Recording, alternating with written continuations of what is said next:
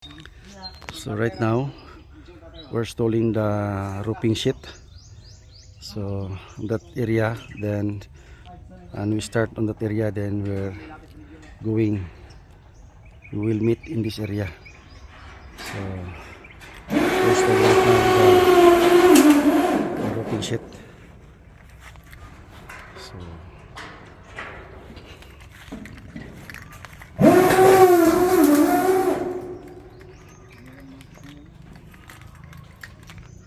So that's the roofing sheet of the patio. So after this, we finish all installing the roofing sheet, we'll start the railings and the stair, this area.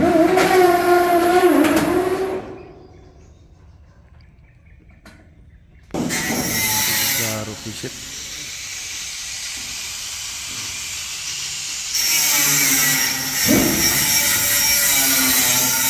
This area, so the rain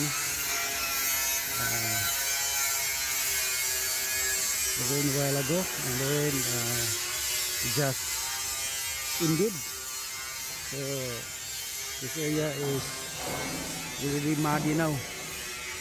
So this area, Carabao grass, cow, but in the road, muddy.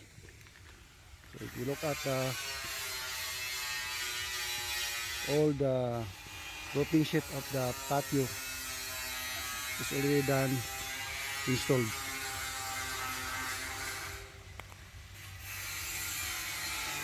So this is the roofing in the patio. So this is the special cut because this is a 45 degree. Have to cut the roofing to connect that area.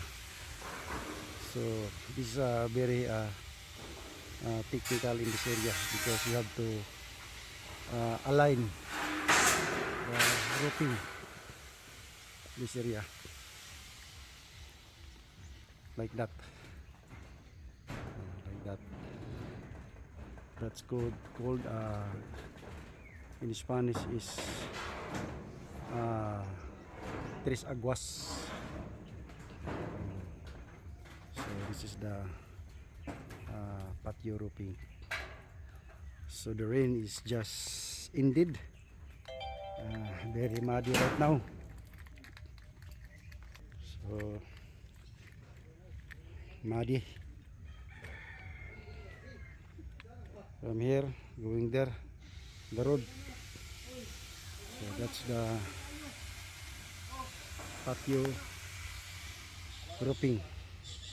So we done complete. Tomorrow if they have materials, so we will start the railings and the stair. So